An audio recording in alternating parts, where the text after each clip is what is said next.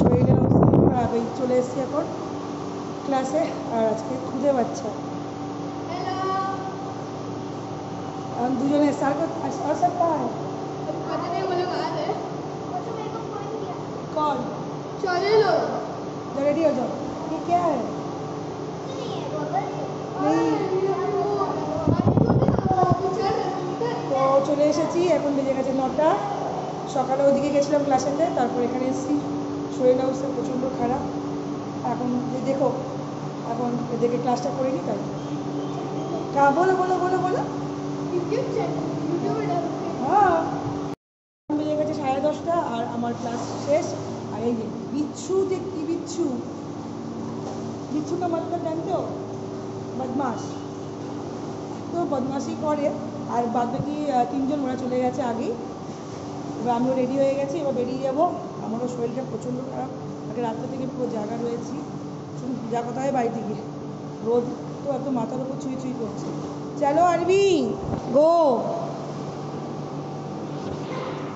একটাও কথা শোনে না। অনেকক্ষণ হয়ে গেছে, বাড়ি চলে এসেছি। এখন ঘড়ি কাটা 1:45 বাজে। আমি বাড়ি এসেছিলাম 11টা করে। প্রচণ্ড শরীর খারাপ। এসে একটুখানি জলখাবার খেয়ে ব্রেড পাউরুটি খেয়েছিলাম, খেয়ে ওষুধ খেলাম, খেয়ে একটু ঘুমিয়ে পড়েছিলাম আধা ঘন্টার কাছাকাছি। তো ঘুম থেকে উঠে একটু ভালো লাগছে, কিন্তু তাও ওখানে শরীরটা খুবই খারাপ লাগছে। কিছুই না, কালকে রাত্রেবেলা হঠাৎ করে 1:25 বাজে বুকের একটা সাইড দিয়ে প্রচণ্ড পেন হচ্ছিল।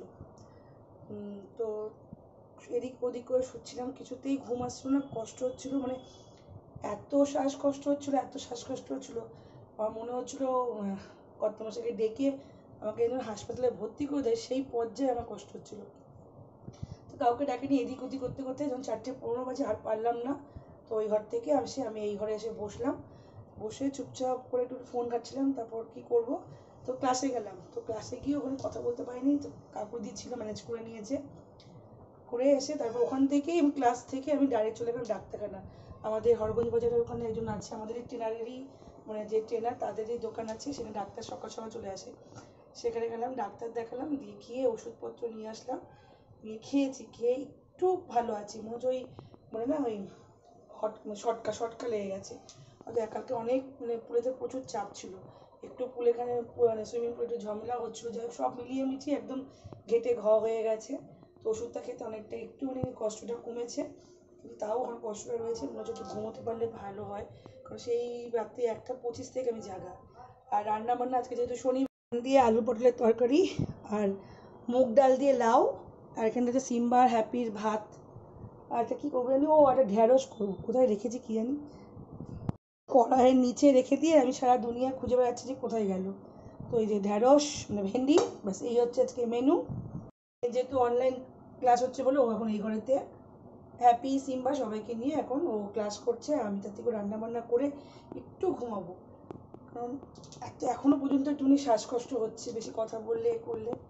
জল খাবো, খেয়ে ওষুধ খাওয়া বাকি আছে, অনেক ওষুধ দিয়েছে, পরে দেখাবো। চলুন রান্নাবান্নাগুলো করে নিই, করে ধরে তারপর যদি বিকেলবেলা সুইমিং শরীর সুস্থ থাকে তাহলে যাবো, নাহলে আজকে একটু ড্রপ করবো, ইচ্ছে আছে। না সুইমিং করে পরে একদম কাঠ তো কালো হয়ে গেছে, ছেড়েই দিন। তার মধ্যে এত চাপ চলছে এখন বলার মতো নয়। কর্তামশাই তো বলছে যে ছেড়ে দাও, করতে হবে না সুইমিং করে, কি যদিও সুইমিং বা এই ক্লাস করে আমার সংসার চলে না, বাট এটা আমার একটা হবি বলতে গেলে।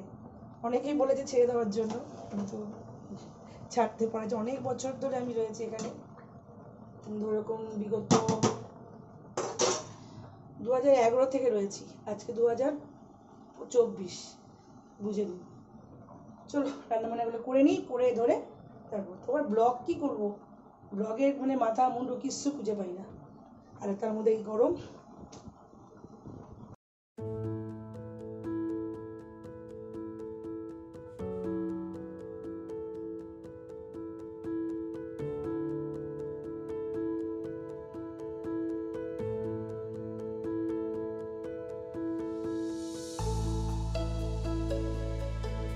চলে এসেছি সুইমিং পুলে, বাড়ির থেকে আর ভিডিওটা অন করতে পারিনি, এর ব্যথাটা একটু কম আছে। আর বেজে গেছে 4:35। এখন পুজো করবো ক্লাসেতে।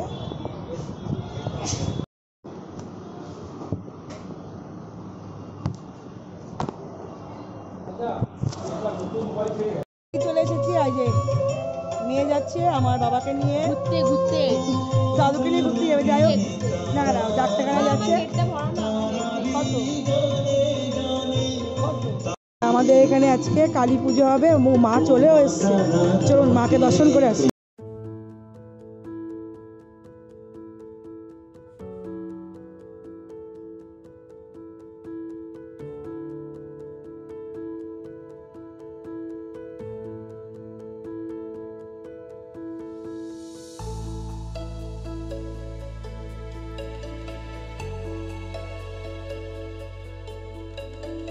বাড়ি চলে এসেছি, এখন 8:35 বেজে গেছে।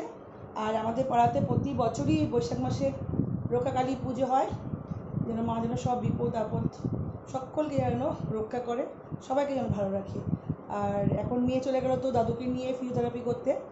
আমি বাড়িতে এসেছি, এখন জল খাবো। চাটা গরম করে নিয়ে এসেছি, খেয়ে একটু রেস্ট নেবো। রাত্রেবেলা রুটি ফুটি করার কিছু নেই, বড় দেবো নিয়ে আসবে। প্রচণ্ড শ্বাসকষ্ট হচ্ছে, ওষুধগুলো খেয়েছি তো।